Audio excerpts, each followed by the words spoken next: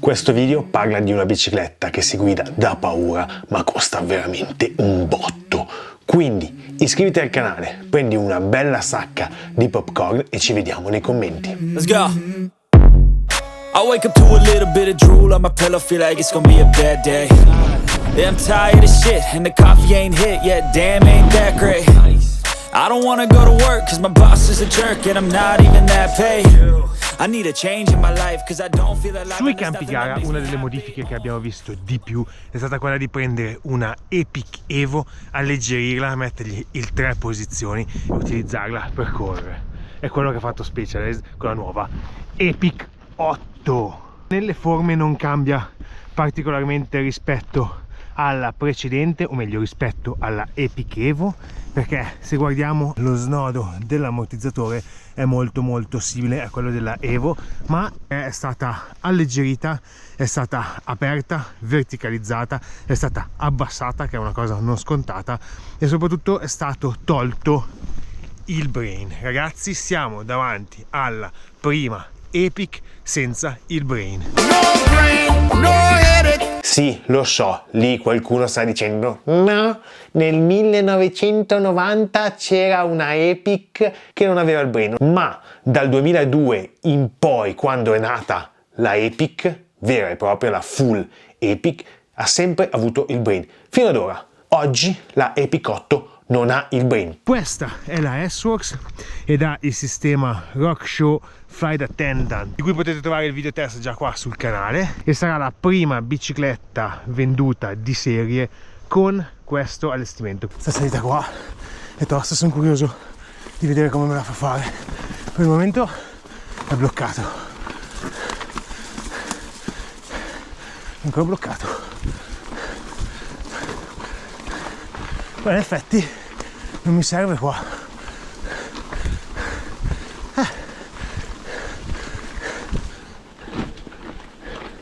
Tutto bloccato praticamente. Storia.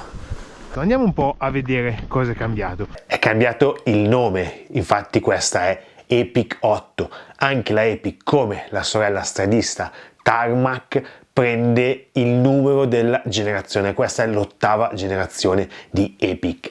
L'altra cosa che è cambiata è il travel, perché qui siamo a 120 anteriore e 120 posteriore. In Specialized c'è da dire che hanno fatto veramente un grossissimo lavoro, soprattutto su quello che è il telaio, perché l'hanno alleggerito ulteriormente con delle trovate non indifferenti, soprattutto il triangolo di collegamento del tubo orizzontale con l'ammortizzatore. Lì hanno fatto una cosa che dal punto di vista tecnico in pochissimi riescono a fare. Invece che mettere i due triangolini attaccati al tubo orizzontale, hanno fatto un monoscocca all'interno del telaio. Questo permette di andare a fare le tubazioni molto più sottili, non dover irrobustire il tubo orizzontale per andare a incollare i due triangoli di carbonio, e quindi solo in quella parte lì hanno risparmiato 24 grammi.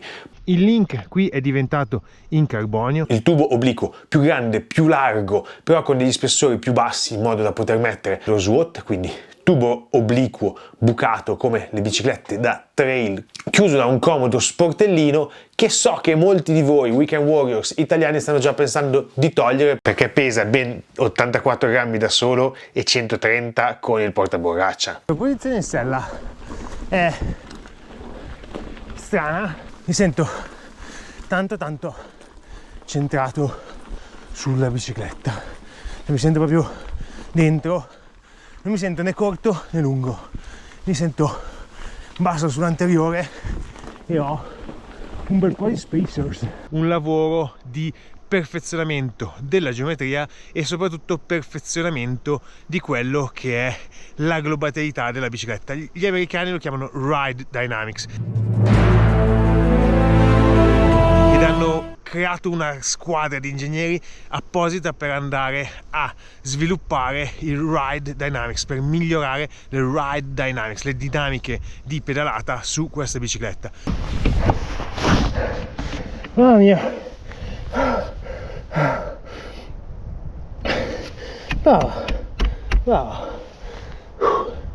mi ha portato su. Una geometria che è stata naturalmente aperta soprattutto da quello che è l'angolo di sterzo, che è da 65,9 gradi, quindi bello aperto, un BB drop che è stato abbassato, quindi la bicicletta è molto bassa, abbiamo un BB drop di 44 mm che è veramente basso per il mondo del cross country. Un bel risveglio muscolare, spaghetti uphill, tutto a gas aperto.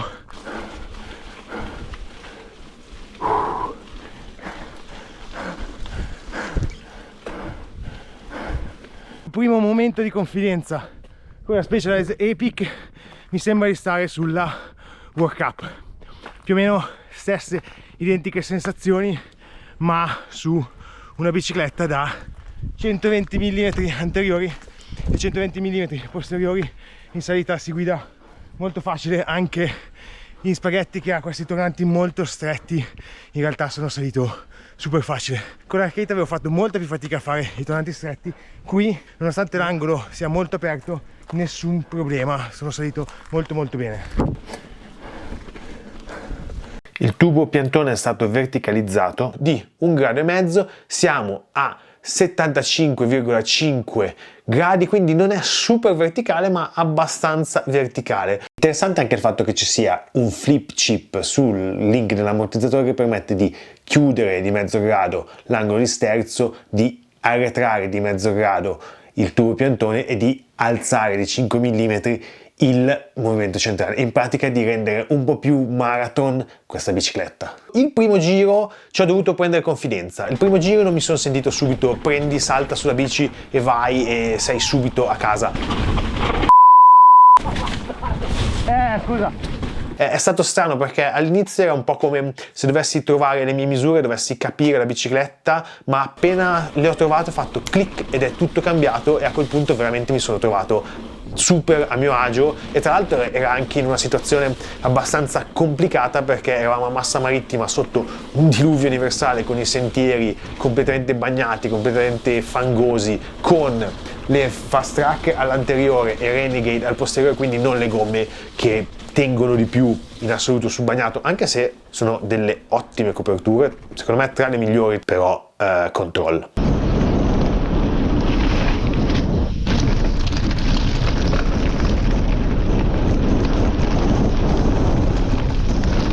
A prima vista la Epic 8 diventa sempre un po' più una trail bike, non ha più quel carattere visivo di super aggressività che per esempio secondo me si ritrova in quella che è la Epic World Cup, ma qui devo dirvi che sui sentieri si guida veramente da paura. Questa bicicletta va veramente bene, i ragazzi di Specialized come al solito hanno fatto un grossissimo lavoro. Si girano, comunque guidabilità assurda, si guida veramente in un fazzoletto, super guidabile.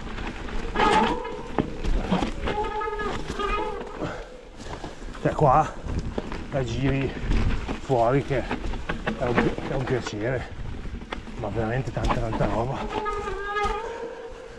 tanta roba, passaggi qua tre tecnici così, anche un po' di nose press, nessun minimo problema, anzi chi voglia farlo.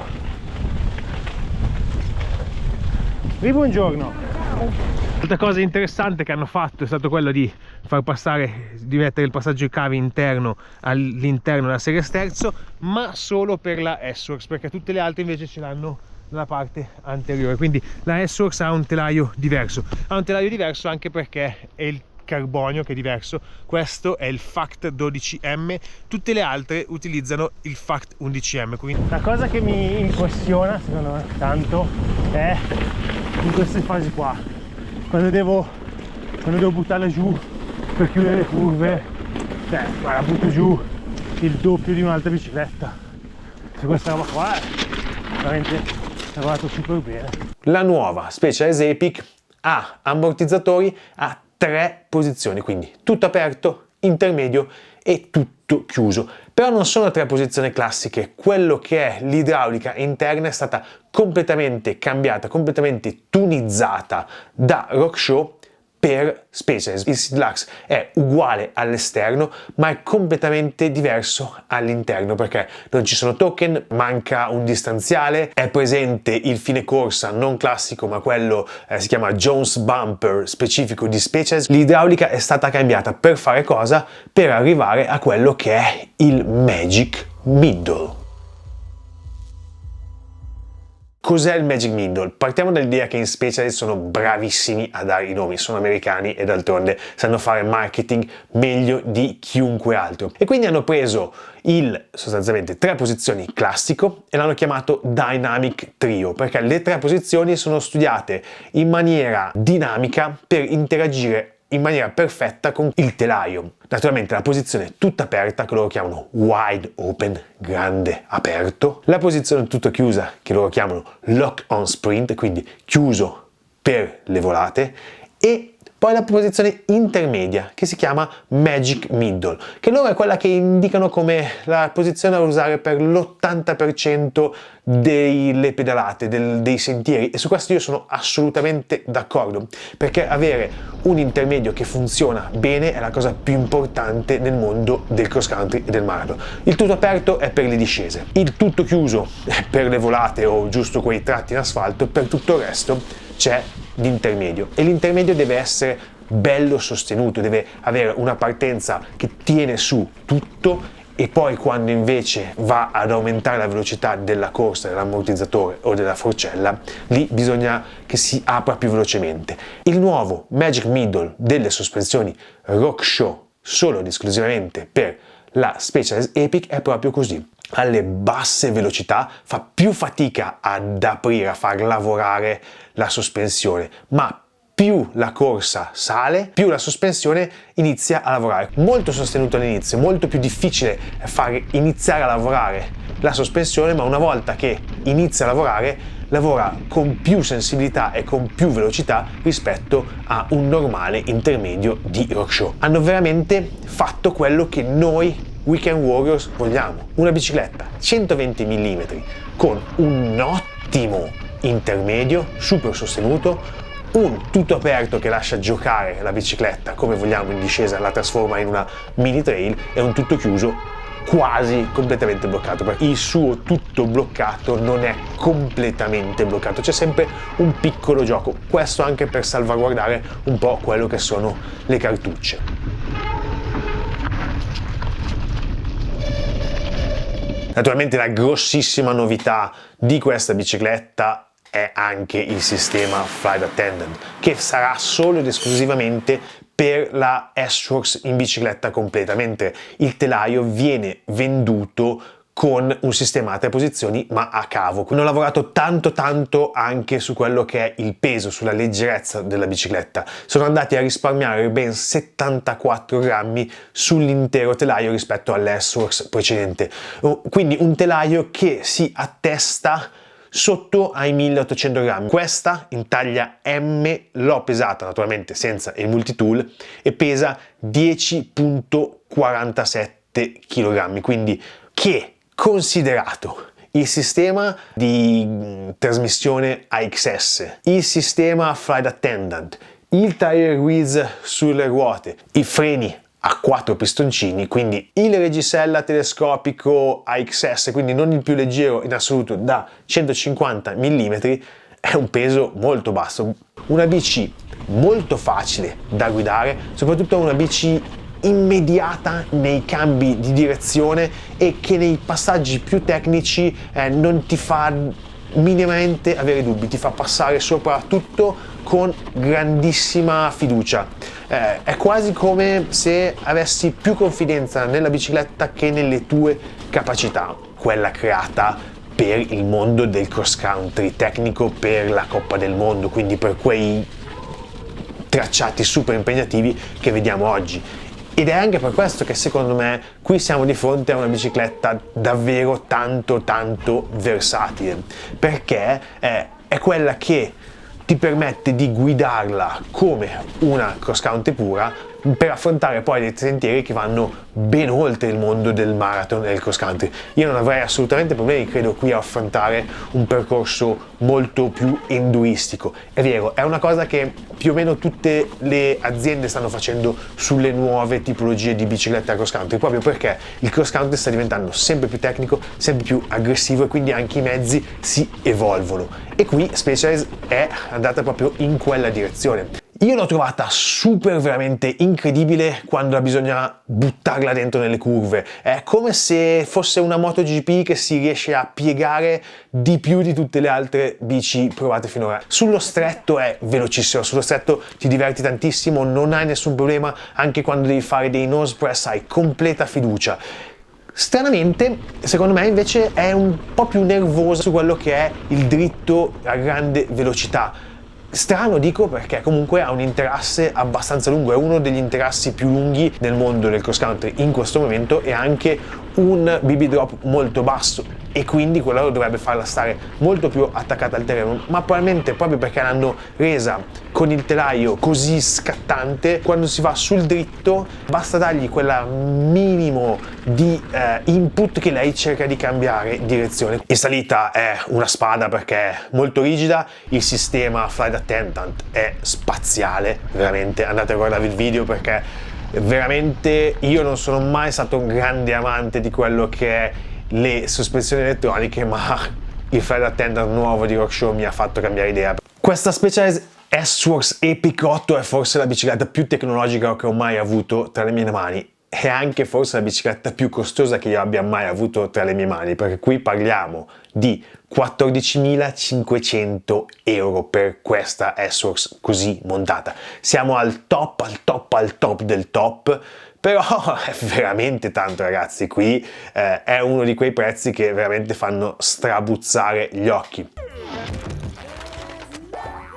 È vero, qui si è al top del top, ma il prezzo è veramente elevato, e personalmente lo ritengo veramente l'unico limite di questa bicicletta. Poi ci sono alcune cose che secondo me potrebbero essere migliorate, come se si mette una bomboletta di CO2 attaccata nell'apposito spazio sotto il coperchio dello SWAT, si fa fatica a chiudere lo SWAT, così come si fa un po' fatica a mettere la borraccia all'interno del portaborraccia obliquo, perché appunto con quello che è la centralina del Flight Attendant fa un po' fatica. Un'altra cosa che è abbastanza importante su questa, soprattutto sulla S-Works con il tutto AXS, è avere tanti di questi caricatori di batterie, perché qua abbiamo ben 9 batterie su tutta la bicicletta, 2 del Flight Attendant, una del cambio, una il registratore telescopico, le 2 batterie a bottone dei comandi, la batteria a bottone del Quark misuratore di potenza e le 2 batterie del tire width. La cosa che continua a piacermi di questa bicicletta è il manubrio. Questo manubrio è veramente tanto bello, mi piace veramente tanto. Quindi, per tirare un po' le somme della Specialized Epic 8, Specialized come al solito ha fatto una bicicletta della Madonna, perché la bici va veramente bene. Come al solito però costa veramente tanto, non solo il top di gamma, perché ricordo siamo a 14.500 euro, ma anche quello che è il kit telaio, dove invece siamo a 6.500 euro. Il primo prezzo, che è la Comp, siamo attorno ai 5.200 euro, già più abbordabile, però comunque siamo veramente sulle fasce di prezzo alte. Quindi ragazzi, sta a voi capire se il massimo della tecnologia vale questi soldi oppure no. Aspetto tutti i vostri commenti qui sotto, perché il tema è veramente caldissimo. Sappiate però che questa bicicletta è una bomba da guidare, è veramente bella, si guida super bene. Ragazzi, come al solito, 3 consigli finali: un bel like al video, iscrivetevi al canale cliccando sul bottone rosso qui in basso, e soprattutto gas aperto. Ciao!